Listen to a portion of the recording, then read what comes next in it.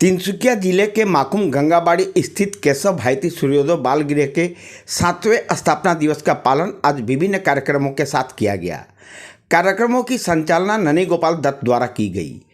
इस मौके पर सूर्योदय परिवार द्वारा समाज के विभिन्न क्षेत्रों में किए गए सामाजिक अवदान हेतु चंद्र कुमार बरुआ, गरिमा दत्त, नीतूमणि गोगोई, प्रीति राजखुआ, संजीव छेत्री, सत्यनारायण बरुआ एवं उज्जवल पाल को अभिनंदन पत्र प्रदान कर उनका अभिनंदन किया गया। सभा में तिनसुकिया जिला प्रशासन के कर्मचारी, जाने माने लेखक विमल बुढ़ा गोहाई द्वारा रचित पुस्तक चिंता भावना का उन्मोचन जाने माने व्यंग लेखक पुण्य सैकिया द्वारा किया गया। इस मौके पर पत्रकार अमूल्य खाटनियार, अर्जुन बरुआ सहित कई गणमान्य व्यक्ति उपस्थित थे। विमल बरगोहाईदेवर नवतम ग्रंथ चिंता भावना उन्मोचन दिशा आगबाढ़िছো। এই প্ৰজ্ঞা মিডিয়া হাইপৰ প্ৰকাশন গোষ্ঠীৰ ফালৰ পৰা চিন্তা ভাৱনা নামৰ এখন নতুন গ্ৰন্থ আপোনালোকৰ মাজলৈ প্ৰকাশ কৰি উলিয়াইছে শ্ৰদ্ধাৰ বিমল বৰগোহাই ডাঙৰীয়াই।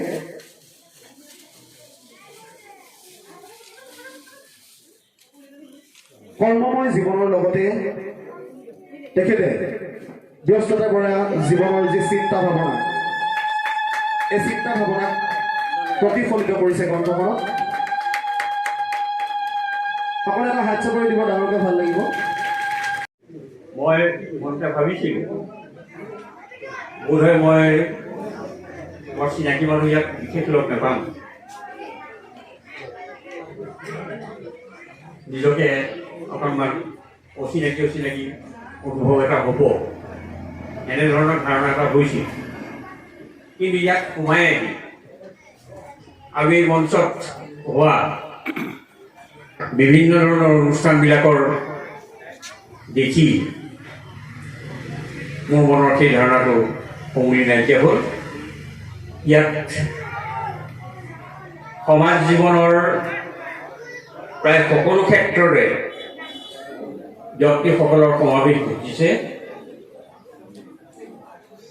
সাহিত্য, সংস্কৃতি, সংবাদ জগত, জনকল্যাণমূলক জগতখন আৰু বিশেষকৈ শিশু কল্যাণ সম্পৰ্কীয় এখন কিতাপ হ'ল একোজন লেখকৰ জীৱনৰ জ্ঞান গৰিমা আৰু জীৱনত সঞ্চয় কৰা অভিজ্ঞতা, এই সকলোবিলাকৰ এটা নিৰ্যাস বা ৰসখিনি কিতাপখনৰ মাজত সোমাই থাকে।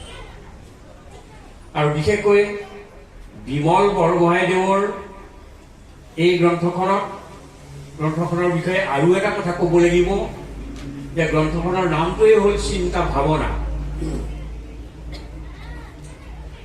প্ৰত্যেকজন লেখকে গ্ৰন্থ এখন প্ৰণয়ন কৰাৰ আগত যথেষ্ট চিন্তা ভাৱনা কৰে বা কৰিবলগীয়া হয়। সেই চিন্তা ভাৱনাখিনিক সঠিকভাৱে সঠিক স্থানত উপস্থাপন কৰিব পাৰিলে ই নিঃসন্দেহে এখন উপাদেয় কিতাপ হৈ পৰে।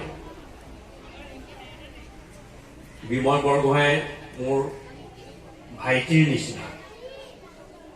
মই ইয়াৰ আগৰ এটা অনুষ্ঠানতো বিমল বৰগোহাঁই এখন গ্ৰন্থ উন্মোচন কৰাৰ অভিজ্ঞতা মোৰ আছে।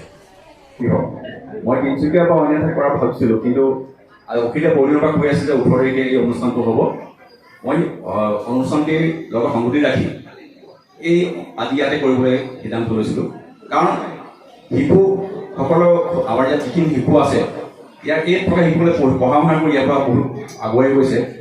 তেওঁলোকক জানিব লাগে যে উন্মোচন, গ্ৰন্থ উন্মোচনো কি, তেওঁলোকৰ মনত আমি ধাৰণা দিব লাগে যে শিশুসকলক এটা ধাৰণা দিবলৈ আমি বিচাৰোঁ যে এখন গ্ৰন্থ উন্মোচনে তেওঁলোকৰ মনত কেনে ধৰণৰ চিন্তাৰ খোৰাক দিয়ে। কাৰণ আজি ইয়াৰ পৰা ওলাই গৈ কিছু আমাৰ বিভিন্ন ঠাইত, আমাৰ ভাৰতৰ বাহিৰতো 4-5জনমান শিশু ইয়াৰ পৰা ওলাই গৈছে। তেওঁলোকে তাত এতিয়া ভালেমান শিক্ষা ক্ষেত্ৰত আগবাঢ়ি গৈছে শুনিছোঁ। মই তাত যিখিনি শিশু আছে, বিশেষকৈ যে ছোৱালী আছে, প্ৰায় 25গৰাকীমান বৰ্তমান আছে বুলি গম পাইছোঁ। সেই শিশুসকলো আজি অনুষ্ঠানটোৰ পৰা নিশ্চয় কিবাকৈ শিকিব। কাৰণ আজি আমাৰ যিসকল শিশু আছে তেওঁলোকৰ পঢ়া শুনাৰ দায়িত্ব যি আমাৰ শিশু বিষয়ে লৈছে সূৰ্যোদয় যিখিনি লৈছে মই ভাবোঁ সেই শিশু বিষয়সকলৰ ইয়াৰ এই অনুষ্ঠানৰ জৰিয়তে তেওঁলোক আগবাঢ়ি যাব। অকল পঢ়া শুনা বুলি নহয়, লিখা শুনাৰ জৰিয়তে যদি আগবাঢ়ি যায়, আজি মই যেনেকৈ এই গ্ৰন্থখন লিখিবলৈ প্ৰয়াস কৰিছোঁ, তেওঁলোকৰ মনৰ এটা সৃষ্টি হওক যাতে গ্ৰন্থ উন্মোচন আমিও এদিনাখন এই এনেকুৱা অনুষ্ঠানত আমি এটা নিজৰ গ্ৰন্থখন উন্মোচন পাৰিম। সেইটো মনত চিন্তা কৰি মই আজি এই শিশু গৃহত এই গ্ৰন্থ উন্মোচন অনুষ্ঠানটো আয়োজন কৰি ধ্যান কৰিছোঁ। আৰু এটা কথা, গ্ৰন্থ কিয় পঢ়িব লাগে? আমি সকলোৱে জানো গ্ৰন্থ পঢ়োঁ, আমি বিভিন্ন গ্ৰন্থমেলাত আমি নিজৰ পচন্দৰ গ্ৰন্থ, আমি বিভিন্ন সাহিত্যিকৰ বিভিন্ন লিখকৰ কিতাপ বা গ্ৰন্থ বিচাৰি পঢ়োঁ। আমি 10টামান আমাৰ গ্ৰন্থ পঢ়িলে উপকাৰ হয়। আমি নিজৰ এখন গ্ৰন্থ পঢ়িলে আমি নিজৰ জ্ঞান বাঢ়ে, নিজৰ শাৰীৰিক মানসিক শক্তি বাঢ়ে, আমাৰ নিজৰ যিটো শব্দৰ ভাণ্ডাৰ, আমি গ্ৰন্থখন পঢ়িলে আমি শব্দৰ ভাণ্ডাৰ বহুত আমাৰ বাঢ়ে।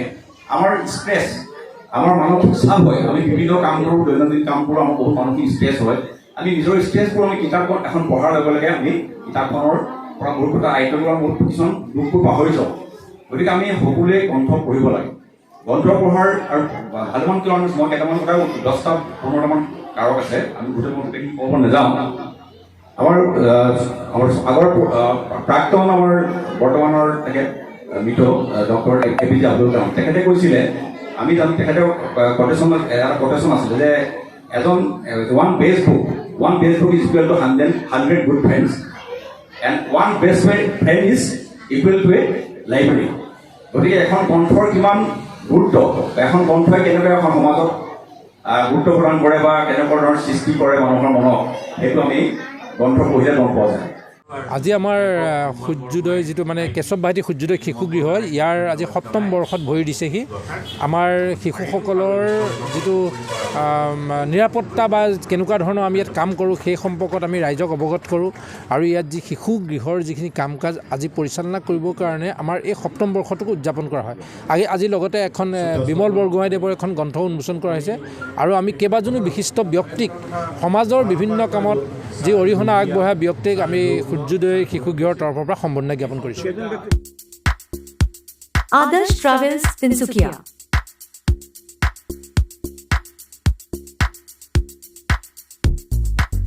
We provide best quality, 24-hour service. Vijay Kumar Jha, Tilma Patty Road, near CT College, RB Tower, Tinsukia 786125, Assam. Contact numbers 9864724146 and 8011011412.